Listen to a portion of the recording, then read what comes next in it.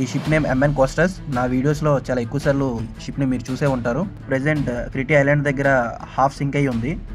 MN కోస్టస్ అనే general cargo ship గ్రీస్లో ఉన్న Crete ఐలాండ్లోని సిటియా port నుండి ప్లాస్టర్ని లోడ్ చేసుకుని లెబనాన్ కంట్రీలో ఉన్న చిక్కా పోర్ట్కి హెడ్డింగ్ అవుతుండగా జూలై 24, 2025న గ్రీస్లోనే లార్జెస్ట్ ఐలాండ్ అయిన ఈ క్రిటీ ఐలాండ్ దగ్గరలో ఎగ్జాక్ట్ నార్త్ ఈస్టర్న్ కోస్ట్ కి దగ్గరలో సముద్రంలో ఉన్న ఒక రీఫ్ కి టచ్ అయ్యి, అంటే ఒక మెట్టు ప్రదేశానికి తాకి షిప్ అనేది స్టాండర్డ్ అయిపోయింది. క్రిటీ అనేది గ్రీస్ లోనే లార్జెస్ట్ ఐలాండ్. ఎంఎన్ కోస్టస్ అనే ఈ షిప్ ని గ్రీస్ కి సంబంధించిన ఓనర్ లాస్ట్ ఇయర్ 2024లో జనవరిలో చైనా నుండి కొన్నాడు. ఇది ఒక general cargo ship.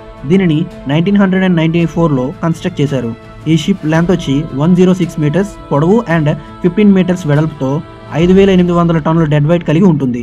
And ship register అయిన కంట్రీ ఫ్లాగ్ వచ్చి సిరా లియోన్. వెసల్ అగ్రౌండ్ అవ్వగానే షిప్ హల్ డ్యామేజ్ అవ్వడంతో షిప్ లోకి స్లోగా సీ వాటర్ అనేది ఎంటర్ అవ్వడం మొదలైంది. ఇది సుమారు 7:30 PM టైంలో ఈ ఇన్సిడెంట్ జరిగింది. అలా సముద్రపు నీరు షిప్ లోకి రావడంతో క్రూ అప్రమత్తమయ్యి నియరెస్ట్ లోకల్ పోర్ట్ అథారిటీకి కాల్ చేశారు. నియరెస్ట్ లోకల్ పోర్ట్ అథారిటీ వాళ్ళు వెంటనే షిప్ నుండి ఎవాక్యుయేట్ అవ్వమని ఆర్డర్ ఇచ్చారు. సిటియా పోర్ట్ అథారిటీ అన్నా టాసియా అనే ఫిషింగ్ బోట్ ను క్రూని సర్వైవ్ అండ్ రెస్క్యూ కోసం పంపించింది. బట్ ఈలోపు అక్కడ ఐలాండ్ కి దగ్గరలో ఉన్న fishing vessels, private crafts and passing ships క్రూని ఎంబార్క్ చేసుకుని సేఫ్ గా పోర్ట్ కి ట్రాన్స్ఫర్ చేశారు. మొత్తం 14 క్రూ మెంబర్స్ కూడా అందరూ సేఫ్ గా ఎవాక్యుయేట్ అయ్యి పోర్ట్ కి రీచ్ అయ్యారు వితౌట్ ఇంజురీస్. అసలు ఈ యాక్సిడెంట్ ఎలా జరిగింది? ఒక పోర్ట్ నుండి వేరొక పోర్ట్ కి షిప్ సేల్ అవ్వాలి అంటే ప్యాసేజ్ ప్లానింగ్ అనేది చాలా మోస్ట్ ఇంపార్టెంట్. ఈ ఎంఎన్ కోస్టస్ అనే షిప్ లో ఎగ్డిస్ లేదు.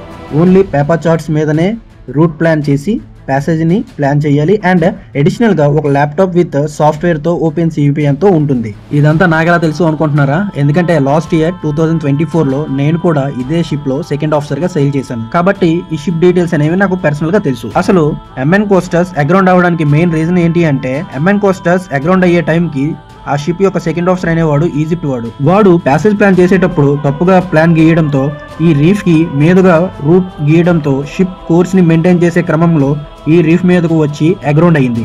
And captain from Lebanon country తను కూడా ఈ ప్యాసేజ్ ప్లాన్ ని చెక్ చేయలేదు. ఇలా కెప్టెన్ చెక్ చేయకపోవడంతో ఈ ఇన్సిడెంట్ అనేది జరిగింది.